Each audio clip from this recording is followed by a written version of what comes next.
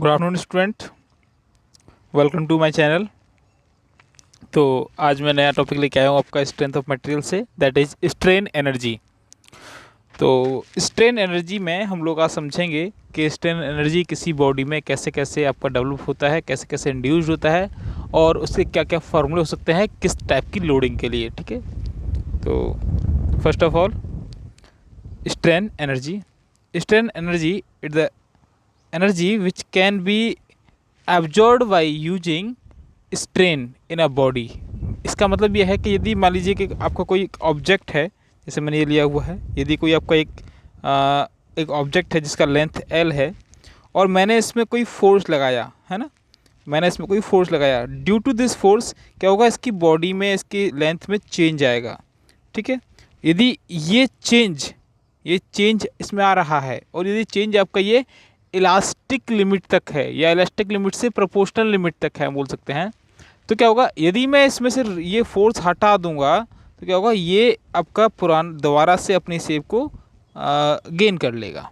ठीक है, तो यहाँ क्या होगा, यहाँ इसकी एक एनर्जी इसमें स्टोर हुई, उसमें एनर्जी ने क्या किया कि अपनी शेप में दोबारा से रिगेन करने के लिए काम किया। So that energy is known as strain energy. ठीक है, that energy is known as strain energy. The energy which can be store in a object by using strain, so that energy is known as strain energy. ठीक है, देख सकते हैं इसको। तो when a body is subjected to gradual sudden और impact load, the body deform and work is done upon it. So if the elastic limit is not exceed, so this work is stored in the body, and this work done or energy stored in the body is called strain energy। और इसको हम दोबारा से एक और language में define कर सकते हैं, जैसे कि समझ लीजिए कि energy stored in a body during deformation process, and this energy is also called strain energy. ठीक है, तो स्ट्रेन एनर्जी क्या होता है, जो आपका वर्क आपका किसी बॉडी में एब्जॉर्ब हो गया। ठीक है, that is called strain energy. तो इसका जनरली जो फार्मूला होता है वो होता है आपका U equal to 1/2 into F into del L, where is F is the applied force and del L का मतलब है यहाँ चेंज इन लेंथ से। ठीक है, तो आपने कितना फोर्स अप्लाई किया और कितना उसमें डेल्टा चेंज हुआ, कितना उसका लेंथ का चेंज हुआ। So that is the formula of strain energy. चलते हैं रेजिलियंस की तरफ। Resilience is also known as strain energy, ऐसे तो वो भी स्ट्रेन एनर्जी है। ठीक है, बट ये क्या होता है कि बॉडी टोटल कितना आपका strain energy, resilience means the total energy stored in a body is called resilience. ठीक है, इसका फॉर्मूला होता है आपका U equal to sigma square upon 2E into V. यहाँ सिग्मा क्या है, सिग्मा आपका स्ट्रेस है जो कि आपको किसी बॉडी में इंड्यूस होगा ड्यू टू फोर्स, और V क्या है आपका, there is the volume of any body. Okay, एक होता है आपका प्रूफ रेजिलियंस, प्रमाण विकृति ऊर्जा। ठीक है, तो जब हम प्रूफ की बात करेंगे तो इसका मतलब क्या है, maximum strain energy which can be stored in a body is called proof resilience up to elastic limit, up to elastic limit या फिर within the elastic limit. ठीक है, जो आपका within the elastic limit जितना energy आपका store हो जाएगा बॉडी में, that energy is called as proof resilience also. Okay, so यहाँ पे आपका फॉर्मूला क्या हो जाएगा, U इक्वल टू, यहाँ U को क्या है UP दिखाना पड़ेगा, प्रूफ मतलब आपका रेजिलियंस तो U हो गया, विकृति ऊर्जा तो आपका U हो गया, और P का मतलब हो गया प्रूफ। ठीक है, तो UP equal to sigma E मतलब इलास्टिक लिमिट तक का जो आपका स्ट्रेस है, that is sigma E square upon 2E into V. Okay, next is that modulus of resilience. Modulus का मतलब है प्रमाण, मतलब आपका जो मापांक है ना। तो मापांक क्या करते हैं, हम किसी यूनिट वॉल्यूम की बात करते हैं। ठीक है, यदि हम किसी बात करें पर यूनिट वॉल्यूम आपका कितना एनर्जी स्टोर हो रहा है, the modulus of resilience is the maximum amount of energy पर unit volume that a material can absorb while elastically deforming. ठीक है, तो इलास्टिक डिफॉर्मेशन के अंडर आपका जितना मैक्सिमम एनर्जी स्टोर हो रहा होगा किसी बॉडी के अंदर, किसी पर यूनिट वॉल्यूम में, so that value of energy is known as modulus of resilience. ठीक है, it also defined in a second term is that this is the maximum amount of energy per unit volume that is a material can absorb and still recover after the applied stress is released। मतलब वही बात हो गई कि यदि हम कोई stress को हटा दें वहाँ से तो वो अपनी दोबारा से ओरिजिनल शेप में आ जाए। So that is nothing, that is the elastic deforming, that is the elastic deforming. Okay, so ये आपका काम होता है, आपका जहाँ तक हुक्स लॉ काम करता है वहाँ तक होता है। ठीक है, तो इसका फॉर्मूला क्या होगा आपका, U M equal to sigma E square by 2। ठीक है, 2E, तो यहाँ वॉल्यूम में हटा दिया है, पर यूनिट वॉल्यूम की बात करें तो वी इक्वल टू क्या हो जाएगा, 1 हो जाएगा यहाँ पर। तो इसका आपका जो यूनिट है वो यूनिट क्या रहेगा, यूनिट आपका होगा joule per metre cube, joule per metre cube या न्यूटन मीटर। ठीक है, या हम कह सकते हैं इसको न्यूटन पर मीटर स्क्वायर। ठीक है, तो ये आपका यूनिट हो जाएगा इसका। अगले चलते हैं, अब बात करते हैं डेरिवेशन की। तो सबसे पहला डेरिवेशन है आपका the strain energy due to gradual load, strain energy due to gradual load. मैंने मान लिया कि कोई एक एल लेंथ का आपका एक वर्टिकल बार है, ठीक है, और वो आपका छत पे टंगा हुआ है, छत पे लगा हुआ है सपोज कीजिए। ठीक है, तो उस पर मैंने कोई पी फोर्स अप्लाइड किया है, पी फोर्स उस पर ग्रेजुअल फोर्स अप्लाइड किया है, जिसकी आपका लेंथ ऑफ बार क्या है, एल है, और उस बार का जो क्रॉस सेक्शन एरिया है दैट इज ए। ठीक है, और जब हम फोर्स उस पर लगाते हैं तो फोर्स के थ्रू क्या होता है, उसमें डेल्टा एल चेंज होता है, डेल्टा एल इसमें चेंज होता है। ठीक है, तो ये आपका बॉडी है, देखिए ये आपका एक बॉडी हो गया, ये आपका आर्म हो गया, आपका एक बार हो गया। इस बार पर आपने क्या किया, एक फोर्स अप्लाई किया, ये अपना फोर्स अप्लाई किया। तो इस फोर्स से क्या होगा, इस फोर्स से इसमें डेल्टा एल चेंज आएगा, डेल एल चेंज आएगा, डी एल चेंज आएगा। तो मैंने वही लिखा है D L equal to change in length. और इसमें जब फोर्स लगाओगे तो फोर्स से क्या होगा, इसमें सिग्मा स्ट्रेस डेवलप होंगी, सिग्मा स्ट्रेस डेवलप होंगी। ठीक है, तो और मैंने मान लिया कि इस आपके पार्ट का जो यंग्स मॉडुलस है दैट इज ई।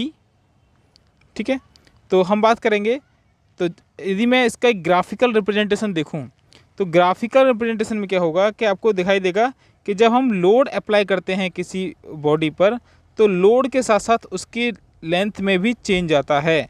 ठीक है, तो मैं लोड और लेंथ के बीच में एक ग्राफ खींचूँ, ये आपका लोड हो गया एल या फोर्स एफ, ये आपका डेल एल चेंज हो गया, तो क्या होगा, एक ग्राफ बन के आएगा ग्रेजुअल लोडिंग के लिए, वो आपका इस तरीके का आएगा ट्रेंगुलर ग्राफ। ठीक है, और जब ये रिकवर होगा, जब आप यहाँ से फोर्स हटा लोगे, जब ये फोर्स आप हटा लोगे तो क्या होगा, ये दोबारा से अपनी रिकवरी भी इसी शेप में करेगा। तो ये आपको जो दूसरा डायग्राम देख रहे हो दैट इज रिकवरी डायग्राम और रेसिस्टेंस डायग्राम। ठीक है, तो हम बात करेंगे कि इसमें एनर्जी क्या होगी। तो स्ट्रेन एनर्जी कुछ नहीं होती है, आप जानते ही हो स्ट्रेन एनर्जी क्या होती है। Strain energy is the energy which can be absorb in a body by deforming. ठीक है, तो क्या होगा, वर्क डन ऑन बार जो होगा किसके इक्वल होगा, आपका एरिया ऑफ डिफॉर्मेशन डायग्राम। मतलब यहाँ जो एरिया आपका डिफॉर्मेशन डायग्राम का है या यहाँ जो एरिया डिफॉर्मेशन डायग्राम का है उसके इक्वल होगा। ठीक है, तो निकालेंगे इसको भी।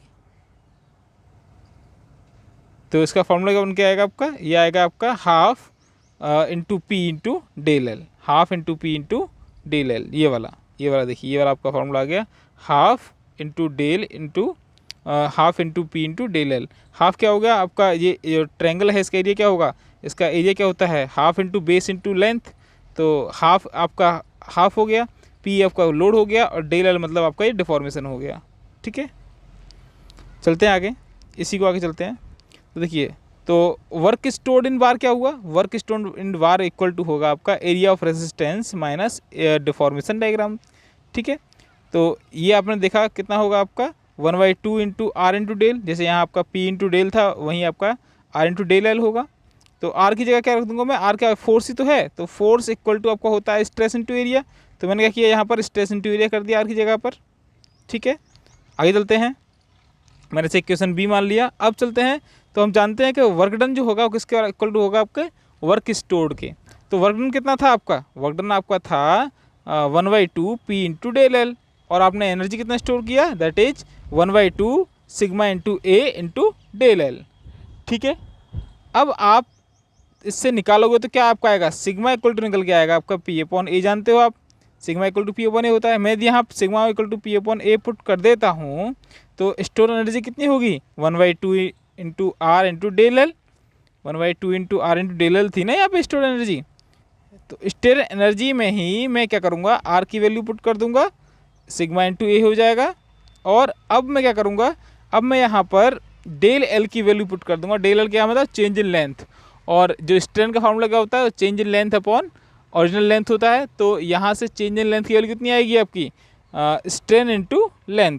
ये आपको जो आ रहा है यहाँ पर, ये आपको जो आ रहा है क्या आपका होगा, स्ट्रेन इंटू लेंथ। ओके, तो उसके बाद चलेंगे आगे, इसे और सॉल्व करेंगे। तो यहाँ पर ये क्या हो जाएगा आपका, जो स्ट्रेन है, strain is directly proportional to the stress, किसके लिए, यंग्स मॉडुलस के लिए होती है। ठीक है, तो यंग्स मॉडुलस का फॉर्मूला क्या था आपका, capital E equal to sigma upon small e. ठीक है, तो यहाँ से आप स्मॉल ई निकालोगे तो क्या होगा आपका, सिग्मा अपॉन ई आएगा, सिग्मा अपॉन कैपिटल ई आएगा। तो आपने रख दिया यहाँ पर किसी जगह पर, स्ट्रेन की जगह पे। उसके बाद आप जाएंगे तो सॉल्व करोगे, क्या आएगा आपको value, sigma square upon 2e into A into L. तो ए इंटू एल क्या हुआ, एरिया इंटू लेंथ, और एरिया इंटू लेंथ क्या होता है आपका, एरिया इंटू लेंथ आपका होता है वॉल्यूम। क्या होता है, एरिया इंटू लेंथ क्या होता है आपका, एरिया इंटू लेंथ होता है आपका वॉल्यूम। ओके, तो उसको मैं लिख सकता हूँ इस तरीके से, ये it will be strain energy due to gradual load will be equal to U equal to sigma square upon 2e into volume. Okay, अगला आपका है strain energy due to sudden loading. Strain energy due to sudden loading तो हमें clearly mention होना चाहिए, जैसे कि हम डायग्राम की बात कर रहे थे वही डायग्राम हमें यहाँ यूज करना होगा। मगर सडन लोडिंग में क्या होता है, सडन लोडिंग में आपका जो लोड डायग्राम होता है वो कम्प्लीटली फुल होता है।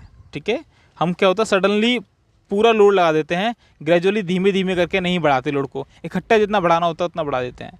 तो उसका एरिया क्या होगा आपका, पी इंटू डेल एल होगा। ठीक है, तो वहीं से आपका आता है when the load is applied suddenly the value of load P through out the deformation will be same. ठीक है, तो यहाँ पी का जो वैल्यू है आपका बढ़ता हुआ नहीं होगा, वो थ्रू आउट द स्पैन है, through out the loading will be same. But the resistance क्या होगा, रेसिस्टेंस जैसे हमारा बढ़ रहा था वैसे ही बढ़ेगा, रेसिस्टेंस में कोई चेंज नहीं आएगा। बॉडी का तो रेसिस्टेंस तो उसी तरीके से बढ़ेगा ना, जितना जैसे पहले बढ़ रहा था वैसे ही रहेगा। ठीक है, तो वर्क डन क्या होगा आपका बॉडी पर, वो होगा आपका पी इंटू डेल एल। आपका फर्स्ट डायग्राम जो आप देख रहे हो उसमें क्या होगा, लोड डिफॉर्मेशन डायग्राम जो आपका पहला वाला है उसमें क्या है आपका पी इंटू डेल एल है। और यदि हम बात करें स्ट्रेन एनर्जी वाले की तो वो क्या होगा आपका 1/2 into R into del L. अब वही कंडीशन आ गई कि हम दोनों क्या करेंगे, इन दोनों को इक्वेट कर देंगे। आर बराबर मैंने रख दिया सिग्मा इंटू ए यहाँ पर, उसके बाद मैं क्या करूँगा, दोनों को इक्वेट करूँगा। तो now work done will be equal to the work stored, it will be P into del L equal to 1/2 into sigma into A into del L. तो इसे मैं वहीं सॉल्व करूँगा, सॉल्व करने के बाद मुझे क्या मिल जाएगा, कैपिटल पी इक्वल टू मिल जाएगा 1/2 सिग्मा इंटू ए। ठीक है, so that sigma equal will be equal to 2p upon A. ठीक है, तो यहाँ से क्या समझ में आ रहा है, यहाँ से समझ में ये आया कि आपका जो इंटेंसिटी होगी स्ट्रेस की वो आपका ट्वाइस होगी कंपेयर टू ग्रेजुअल लोडिंग, किस में, सडन लोडिंग में। ठीक है, सडन लोडिंग में क्या होगा आपका दोगुना होगी आपकी intensity of stress in compare to gradual loading के। अगला आता है आपका इम्पैक्ट लोडिंग।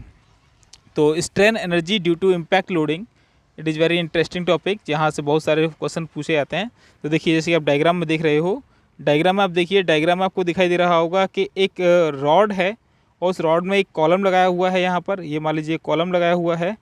ठीक है, और इस कॉलम में यहाँ पर आपने एक ये वर्टिकल लोड है, ये ऐसा है जैसे कि इसे हम उठाकर नीचे डाल सकते हैं। ठीक है, तो ये आपका मूवेबल लोड एक तरीके से मान लीजिए। अब यदि यही लोड मैं किसी कॉलम पर, इस कॉलम पर, ठीक है, या कॉलर पर, इसे हम कॉलर भी बोल सकते हैं, यदि इस कॉलर पर मैं ये लोड डाल रहा हूँ h हाइट से, ठीक है, यदि मैं h हाइट से लोड डालूंगा क्या होगा, ये सडनली क्या करेगा, अपनी लेंथ को चेंज करेगा। तो यहाँ x आपका चेंज होगा। तो हमें बस यही निकालना है कि यहाँ जो चेंज हो रहा है वो चेंज कितना होगा। तो इस चेंज के थ्रू कितना वर्क डन हुआ आपकी बॉडी में वो फाइंड करना होगा। ठीक है, तो स्ट्रेन एनर्जी का देखिए, let's see the following figure where we can see one vertical bar which is fixed at the upper end and there is a collar at the lower end of the bar. Let us think that one load is being dropped over the collar of the vertical bar from a height h as displayed in the following diagram. जैसा diagram आप देख रहे हो, यदि वहाँ से मैं कोई एक एच हाइट से लोड को गिरा रहा हूँ कॉलर पर, तो क्या होगा आपका, यहाँ मैंने कुछ चीज़ें मान ली, जैसे कि हम यहाँ पर जब डालेंगे फोर्स तो क्या होगा, यहाँ पर स्ट्रेस पैदा होगा। तो सिग्मा इक्वल टू मैंने मान लिया सिग्मा स्ट्रेस डेवलप होगा आपका जो बॉडी में due to impact loading. Young modulus की वैल्यू कैपिटल ही हो गया। इसका एरिया जो क्रॉस सेक्शन एरिया है बॉडी का that is capital A. Impact load जो आपने अप्लाई किया दैट इज पी। एक्स क्या होगा, जो चेंज आएगा, जो उसमें डिफॉर्मेशन होगा, जो एक्सटेंशन होगा आपकी बॉडी में दैट इज एक्स। एल क्या होगा, the length of body will be L. V means the volume of body will be equal to the length into area, and the U equal to the strain energy of the body. So you know that what is the strain energy? Strain energy आप जानते हो क्या होता है, we have already discussed about that. When a body will be loaded with an elastic limit, the work done by the load in deforming the body will be equal to the strain energy stored in the body। ठीक है, तो यहाँ से हम बात करते हैं strain energy किसके इक्वल होगा आपका, जो वर्क डन हुआ है उसके इक्वल होगा। तो स्ट्रेन एनर्जी यदि वर्क डन के इक्वल होगा तो वर्क डन क्या होता है, लोड इनटू डिस्प्लेसमेंट होता है, लोड इनटू डिस्प्लेसमेंट होता है। अब लोड को हम बात करें तो P हो गया और डिस्प्लेसमेंट क्या हुआ आपका, पहले आपका load H move distance travel करेगा, उसके बाद X उसमें चेंज आया तो हम X को भी उसमें ऐड कर लेंगे, तो टोटल डिस्प्लेसमेंट कितना हुआ आपका, H प्लस एक्स हुआ। तो U इक्वल टू हो गया आपका P into H plus X. ठीक है, as we know that the strain energy store in a body U will be provided by the following expression as mentioned here, that is U equal to sigma square upon 2E into V, जो हम पहले पढ़ चुके थे। और V क्या होता है आपका, A इंटू एल होता है, एरिया इंटू लेंथ होता है। सो यदि मैं बात करूँ तो U इक्वल टू क्या हो जाएगा आपका, यहाँ पर U की वैल्यू को आप P into H plus x को यहाँ पुट कर दोगे तो इट विल बी, यदि मैं क्या करूँगा कि ये जो वैल्यू आपकी U की है इस वैल्यू को उठा कर रख दूंगा इस U की जगह पर, तो क्या होगा आपका, ये आपका हो जाएगा P into H plus X equal to sigma square upon 2E into A into L. ठीक है, यहाँ के बाद हम आगे चलते हैं। तो हम क्या समझे, the now we will secure the value of expression x in term of stress, length of body and young modulus of body by using the concept of Hooke's law। तो हम यहाँ Hooke's law का follow करेंगे। Hooke's law क्या बोलता है, Hooke's law कहता है आपका कि strain is directly proportional to stress। ठीक है, तो यहाँ पर क्या होगा, स्ट्रेस इक्वल टू होगा आपका यंग्स मॉडुलस इनटू स्ट्रेन। तो यदि मैं बात करूँ यंग्स मॉडुलस की, ये जो यंग्स मॉडुलस है इसको हम फाइंड करें और इसकी वैल्यू निकालें तो क्या होगा, sigma equal to capital E into small e. ठीक है, तो सिग्मा इक्वल टू क्या हो जाएगा आपका, सिग्मा इक्वल टू हो जाएगा आपका ई इंटू स्मॉल ई जो है, स्मॉल ई को हम चेंज कर लेंगे तो change in length upon original length that is strain. ठीक है, तो ई की जगह क्या कर दिया मैंने, change in length upon original length कर दिया। अब एक्स की वैल्यू क्या होगी, तो एक्स की वैल्यू यहाँ से निकल के आएगी सिग्मा इंटू एल अपॉन ई। ठीक है, क्या होगी, सिग्मा इंटू एल अपॉन ई। यही सिग्मा इंटू एल की वैल्यू जो आपकी देख रहे हो यहाँ पर, ये एक्स की वैल्यू आप जो देख रहे हो, इसी एक्स की वैल्यू को मैं यहाँ पर पुट करने वाला हूँ। अब जब मैं पुट कर दूंगा तो क्या आएगा आपका, ठीक है, यह क्या आएगा आपका, डिफॉर्मेशन की जो वैल्यू है हम यहाँ कर देंगे, इक्वेशन में डाल देंगे और डालने के बाद क्या होगा, ये इक्वेशन कुछ इस तरीके की मिल जाएगी आपको, देखिए इस तरीके की। तो मैंने क्या किया, यहाँ पर आपका जो P था वो P ही था, H की वैल्यू थी, X की वैल्यू ये कर दिया मैंने सिग्मा इंटू एल अपॉन ई कर दिया। अब ये आपका ये था ही पहले से sigma square upon 2E into A into L. अब इसे सॉल्व करेंगे क्या होगा, P का मल्टीप्लाई कर दिया मैंने अंदर, मल्टीप्लाई करने के बाद क्या हो गया, P into H plus P sigma L upon E equal to sigma square 2E into A into L. तो जहाँ जहाँ सिग्मा है, देखो यहाँ सिग्मा है और यहाँ सिग्मा है, इनको हम क्या कर लेंगे, इनको हम जो आपका समीकरण होता है सेकंड ऑर्डर इक्वेशन जो होती हैं, सेकंड ऑर्डर इक्वेशन की तरह इसे सॉल्व कर लेंगे। ठीक है, तो मैं क्या करूँगा, मैं इसको इधर ले आऊँगा, इधर साइड ले आऊँगा, तो ये माइनस का हो जाएगा आपका, ये आ गया बन के आपका इस तरीके से, और मैं इसे ए इंटू एल से डिवाइड मार दूंगा पूरे में, ए इंटू एल से, इस वाले ए इंटू एल से क्या करूँगा, पूरे में डिवाइड मार दूंगा। तो ये इस तरीके से हो जाएगा। अब मुझे सिर्फ सिग्मा चाहिए, तो सिग्मा स्क्वायर बनाने के लिए क्या होगा, 2e से मुझे ऊपर नीचे मल्टीप्लाई या कर सकता हूँ कि 2e से मुझे यहाँ से 2e का क्या करना पड़ेगा, रिमूव करना पड़ेगा। जब मैं 2e रिमूव करूँगा यहाँ से तो आपका इक्वेशन इस तरीके से बन जाएगा। समझ में आ रहा है? मैं 2e से क्या करूँगा, मल्टीप्लाई कर दूंगा दोनों तरफ। जब मल्टीप्लाई कर दूंगा तो मेरा क्या आएगा, ये बन के आ जाएगा। और ये बन के करने के बाद अब मैं क्या करूँगा, अब मैं इसको एक इक्वेशन की तरह यूज कर लिया। जब मैंने इसे इक्वेशन की तरह यूज कर लिया तो अब इक्वेशन को, जो हमारा समीकरण होता है सेकंड ऑर्डर इक्वेशन, तो सेकंड ऑर्डर इक्वेशन को श्रीधराचार्य फार्मूले से सॉल्व किया जाता है। और धराचार्य फार्मूला क्या होता है, उससे आप सॉल्व करेंगे तो सॉल्व करने के बाद आपको मिलेगा ये इक्वेशन। तो it will be sigma equal to P upon A plus under root P square upon A square plus 2phe upon A L, that is the value of intensity of stress, ठीक है, for impact loading. ठीक है, ये क्या होगा आपका impact loading, जो आप इम्पैक्ट लोडिंग लगाओगे इस बार पर, उसकी वैल्यू होगी स्ट्रेस की।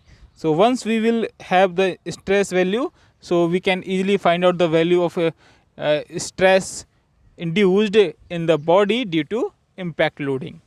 Okay, so thanks for watching my video. आज के लिए सिर्फ इतना ही था, और वीडियो को देखिए, लाइक कीजिए, और वीडियो में आपको क्विज जो मिलेगा उससे सॉल्व कीजिएगा। क्विज की वैल्यू आपको बता दूं, क्विज आपको मिलेगा कहाँ पर, डिस्क्रिप्शन बॉक्स में। तो डिस्क्रिप्शन बॉक्स में जो क्विज है उससे आप ज़रूर देख लीजिएगा एक बार। Okay, thank you everyone.